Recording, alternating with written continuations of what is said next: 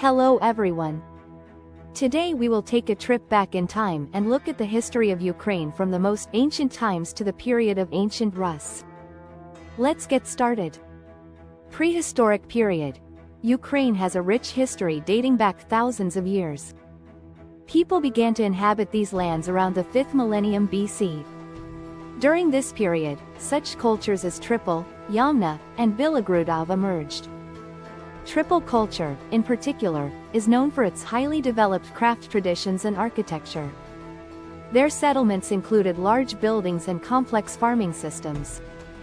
Classical antiquity. In the 7th-6th centuries BC, Greeks founded numerous colonies on the northern coast of the Black Sea, on the Crimean Peninsula and along the Sea of Azov. These colonies became important centers of trade and culture. A little later, these territories came under the rule of the Roman Empire. At the same time, the steppe part of Ukraine was inhabited by Cimmerians, Scythians and Sarmatians. These Iranian peoples maintained close trade and cultural ties with the Greek colonies. The Scythians, in particular, left behind many artifacts that testify to their advanced culture and military power. The era of Great Migrations. In the first centuries of our era, the Goths and Huns inhabited the territory of Ukraine, which led to significant changes in the demographic and cultural landscape. The Goths brought new cultural elements to Ukrainian lands, and the Huns created a huge empire that stretched from Europe to Asia. Early Middle Ages. In the 10th and 11th centuries, the Pechenegs and Polovtsians dominated southern Ukraine. These nomadic peoples often entered into military conflicts with local tribes and states, which led to cultural exchanges and mutual influences. Ancient Rus.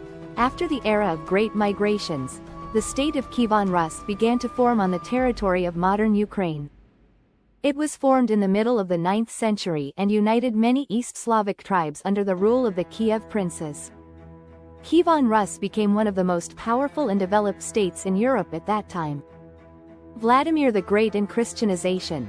Vladimir the Great, who ruled in the late 10th century, was instrumental in consolidating the state and adopting Christianity as the state religion in 988. This decision had a significant impact on the cultural, political and spiritual development of Russia.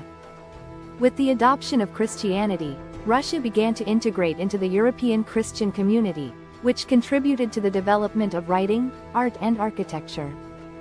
Yaroslav the Wise. The son of Volodymyr the Great, Yaroslav the Wise, ruled in the first half of the 11th century and continued the policy of strengthening the state.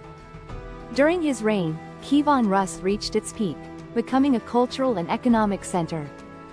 Yaroslav the Wise founded many schools and libraries, and also built St. Sophia Cathedral in Kyiv, which became a symbol of the prosperity of Kievan Rus. Feudal fragmentation and Mongol invasion. After the death of Yaroslav the Wise, Kievan Rus gradually plunged into a period of feudal fragmentation. It was a time of internecine wars between different principalities, which weakened the state. In 1240, Kiev was destroyed by the Mongol Tatars, which led to the further decline of Kievan Rus. Galicia-Volyn state. One of the regions that retained its independence and developed into a powerful state after the decline of Kievan Rus was the Galicia-Volyn state.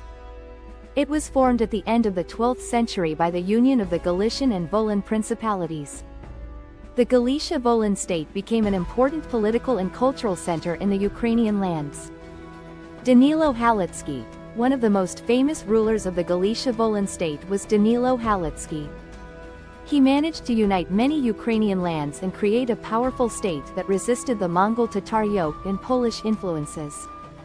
In 1253, Danilo was crowned as the King of Russia, which strengthened the international status of his state.